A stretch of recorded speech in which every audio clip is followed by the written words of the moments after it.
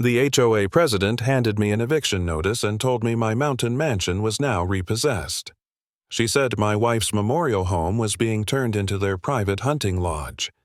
14 days to get out, she said, like I was some tenant behind on rent.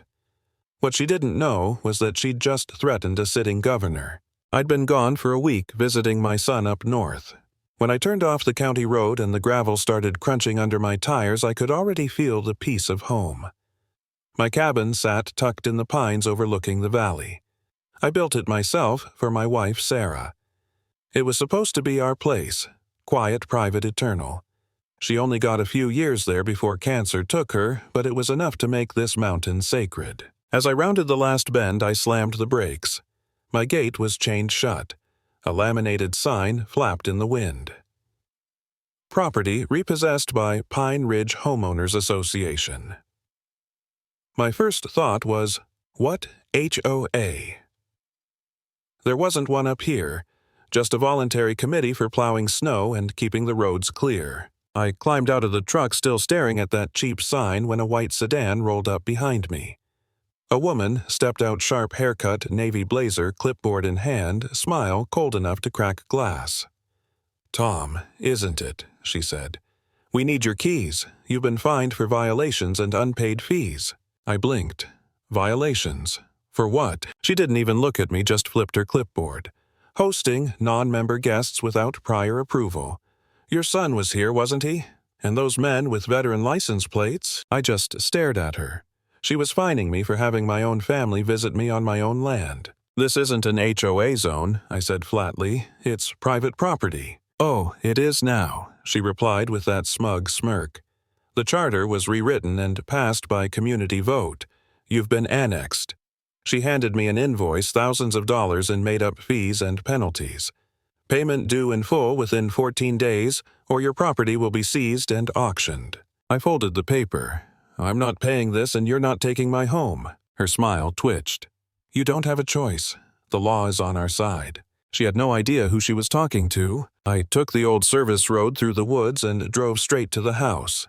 Called a property attorney thinking this had to be some mistake. The kid on the other end checked county records, went quiet, and said, "Sir, it's real. The Pine Ridge HOA charter was filed 6 weeks ago. It's legal." Legal. My stomach dropped. I never got a ballot, never saw a vote. They did it in the dark, mail-in ballots sent to themselves. The next day I spotted trucks near the lake. They were building something raised platforms with railings. Hunting blinds. On my land. By nightfall, my son Davy called furious. "Dad, did you see this? They're advertising your house as the Pine Ridge Members Lodge online." That's when I realized they weren't just stealing my property. They were commercializing it. They were selling my wife's graveyard as a weekend getaway. I showed up at the next community meeting. Fire hall, small crowd. Linda Purvine sat at the front with her goons. Barry, a heavy-set compliance enforcer with a fake badge, and Wes, the twitchy treasurer. I waded through the nonsense about garbage bins and mailbox colors until she said, "Next agenda item, the non-compliant property at 14 Mountain Crest Road." I stood up. "That's me. I've lived there 30 years. This HOA has no authority over private land. I held up my deed. This land is mine, free and clear." Linda just smiled. "You've been outvoted, Tom." She slid a paper across the table. A compliance form with a messy fake version of my signature. "We have your consent right here." I stared at it. "This is a forgery." She shrugged. "It's notarized." The room went silent. No one said a word. The newer residents looked down at their phones, pretending not to hear. When the meeting ended, an older woman leaned toward me and whispered, "Be careful. They did this to George Peterson last year. Fined him until he sold. He lost everything." That night I drove past the memorial garden where I'd hung my old dog tags under a stone bench. It was gone, bulldozed flat, replaced by a gravel lot. A sign read, "Future parking for Pine Ridge Lodge members." I found my dog tag half buried in the mud. Cold metal in my palm. That was the moment I stopped shaking. I wasn't angry anymore. I was resolved. They picked the wrong hill to take. I started collecting proof trail cameras hidden in trees, photos of signs, recordings of conversations. Then I met with George, the man they'd forced out. He showed me a shoebox full of violation letters, unpaid fines for improper firewood storage, grass height, oil stains. Every fee had interest compounding until he couldn't breathe. Next, I visited Nancy, the retired nurse. She'd kept a handwritten log of every family pushed out and every mysterious ballot that arrived disguised as junk mail. When I pieced it all together, the scheme was clear. Linda and her cronies had formed shell LLCs, bought worthless parcels, and used those ghost lots to fake majority votes. They'd manufactured their own HOA. Still, they kept coming. Barry showed up at my gate with his laminated ID claiming he needed to inspect my well. I told him to get a warrant. He puffed up and threatened to call the sheriff. The next day, my power went out, just my property. The utility company said the order came from Pine Ridge HOA.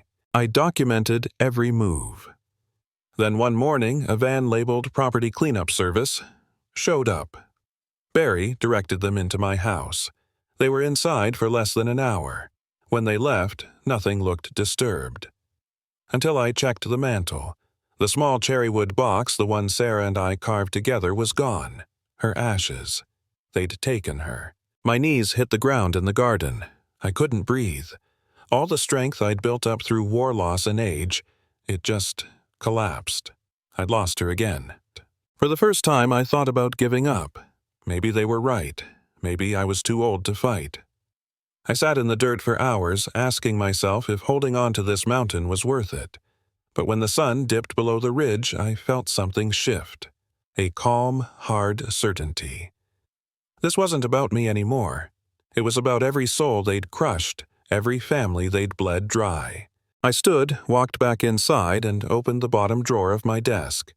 Beneath old maps lay a sealed manila envelope. I'd hoped I'd never have to use it.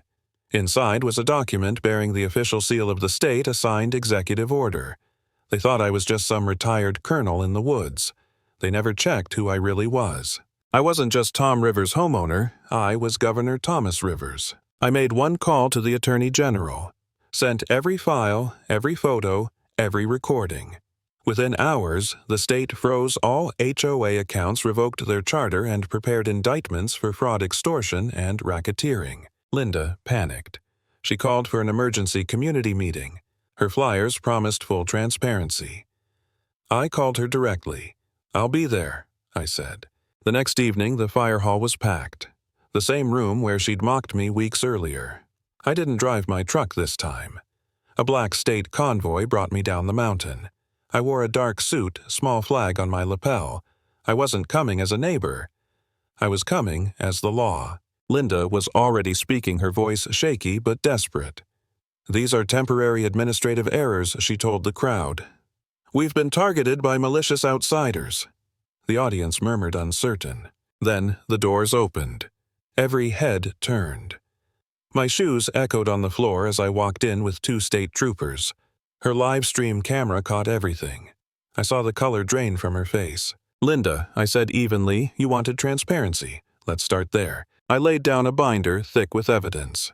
"You didn't win a vote, you manufactured one," I said, sliding out the LLC property records. "You forged my signature," I added, showing the handwriting report. "And you embezzled funds from every fine you collected." Barry jumped up, blustering. "You can't just storm in here.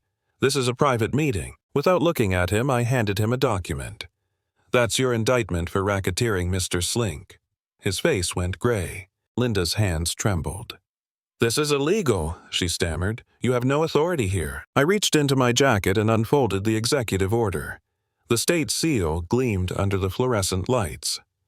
"Actually, Linda," I said, my voice steady, "I have all the authority I need." I read it aloud so everyone could hear. "Effective immediately, the charter of the Pine Ridge Homeowners Association is permanently dissolved. All fines, liens, and seizures are null and void. All properties are to be returned to their rightful owners."